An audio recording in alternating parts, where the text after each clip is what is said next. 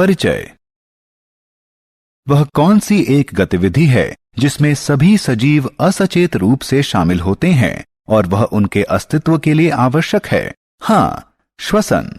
सभी सजीव, चाहे वे पादप हों या जंतु या मनुष्य, सभी श्वसन करते हैं। मनुष्य अपने फेफड़ों के माध्यम से श्वसन करते हैं, तो वहीं पादप अपनी पत्तियों पर उपस्थित छोटे छिद्रों के माध्यम से।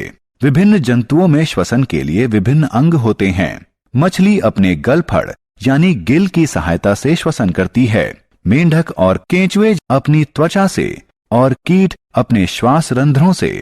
इस पाठ में हम मनुष्यों में श्वसन प्रक्रिया का विस्तार से अध्ययन करेंगे।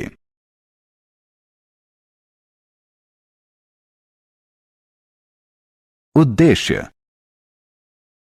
इस पाठ के अंत में आप निम्न करने में सक्षम हो जाएंगे: वायवीय और अवायवीय श्वसन में विभेद करना, फुफ्फुस श्वसन को परिभाषित करना, कोशिका श्वसन को परिभाषित करना, मनुष्यों में श्वसन की प्रक्रिया का वर्णन करना।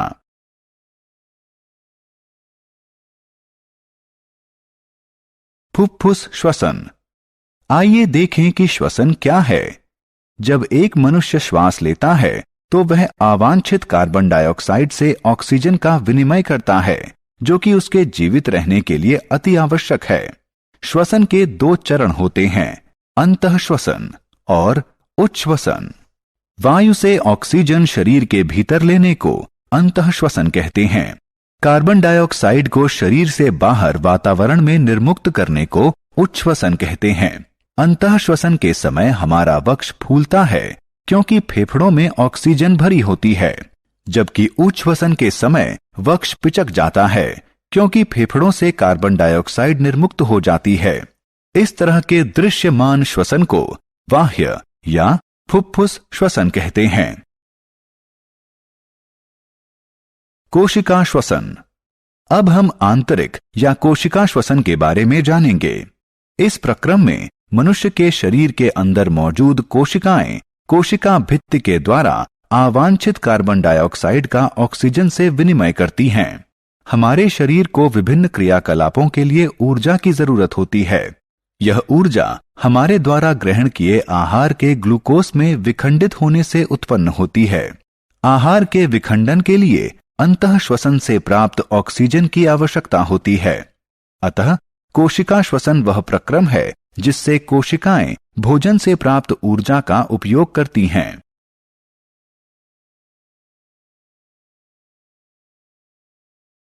श्वसन के प्रकार। श्वसन दो प्रकार का होता है, वायवीय और अवायवीय।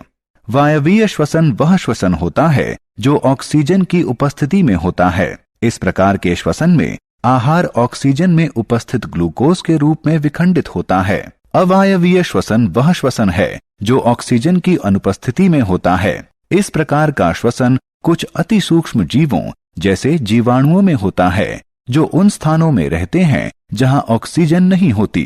वायवीय श्वसन से उत्पन्न होने वाली ऊर्जा अवायवीय श्वसन से ज्यादा होती है। श्वसन दर। श्रुति अपना श्वास रोकना चाहती है, लेकिन वह सिर्फ 30 सेकंड तक अपना श्वास रोक सकती है। उसके बाद उसे श्वास लेना पड़ा, क्योंकि शरीर को श्वास लेने के लिए ऑक्सीजन की आवश्यकता होती है। ऑक्सीजन युक्त वायु को शरीर के अंदर लेने को अंतःश्वसन कहते हैं और कार्बन डाइऑक्साइड युक्त वायु को शरीर से बाहर निकालने को उच्छ्वसन कहते हैं। श्रुति अब 1 मिनट में ली गई अपनी सांसों की संख्या गिन रही है।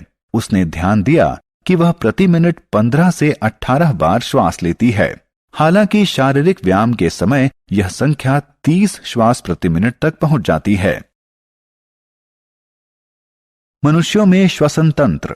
आइए अब जानें कि मनुष्यों में श्वसन किस प्रकार का होता है। सबसे पहले हम अपने नथुनों यानी नाक से वायु अंदर लेते हैं। अंदर ली गई वायु नासा गुहा में चली जाती है। यहाँ वायु साफ और गर्म होती है।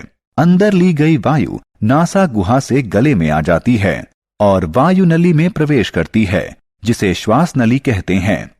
श्वास नली से यह हमारे दोनों फेफड़ों यानी फुफ्फुस में पहुंचती है, जो कि वक्ष गुहा में स्थित होता है। वक्ष गुहा दोनों तरफ पसलियों से घिरी होती है। ये पसलियां एक पिंजरनुमा आकृति बनाती हैं, इसलिए इन्हें पसलियों का पिंजर कहा जाता है। एक बड़ी पेशीय परत जो डायफ्राम कहलाती है, वक्ष गुहा को आधार प्रदान करती है। अंतः श्वसन और उच्छ्वसन के समय डायफ्राम और पसलियों के पिंजर में गति दिखती है। एक बार अंदर ली गई वायु फेफड़ों में पहुंच जाती है, फिर यह फेफड़ों में स्थित छोटे कोशों, जिन्हें वायु कोष्ठिका कहते हैं, में प्रवेश करती हैं। यहाँ वायु कोष्ठिका में गैसों का विनिमय होता है, यानी कार्बन डाइऑक्साइड के बदले ऑक्सीजन ली जाती है। वायु कोष्ठिका में उपस्थित ऑक्सीजन रक्त में जाती है और कोशिका श्वसन में प्रयुक्त होती है। रक्त में उपस्थित कार्बन डाइऑक्साइड वायु कोष्ठिका में आ जाती है और उच्छ्वसन के माध्यम से मनुष्य के शरीर से बाहर निकाल दी जाती है। अंतःश्वसन और उच्छ्वसन। जब हम श्वास अंदर लेते हैं या अंतःश्वसन करते हैं तो पसलियां ऊपर को गति करती हैं और हमारा डायाफ्राम सिकुड़ जाता है और नीचे को गति करता है।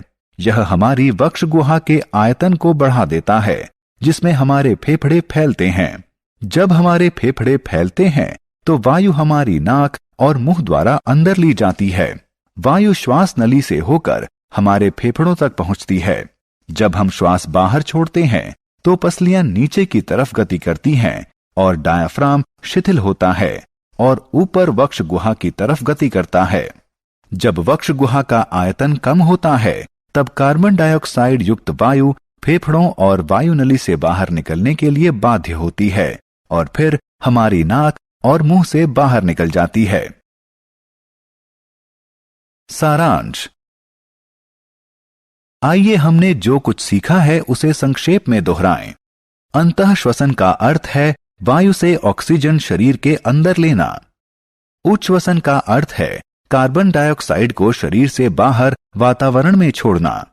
कोशिका श्वसन तब होता है जब कोशिकाएं कोशिका भित्ति के माध्यम से कार्बन डाइऑक्साइड का ऑक्सीजन से विनिमय करती हैं। वायवीय श्वसन ऑक्सीजन की उपस्थिति में होता है। अवायवीय श्वसन ऑक्सीजन की अनुपस्थिति में होता है। वायु नली को श्वास नली कहते हैं। एक बड़ी पेशीय परत जो डायाफ्राम कहलाती है, वक्ष गुहा को आधार प्रदान करती है।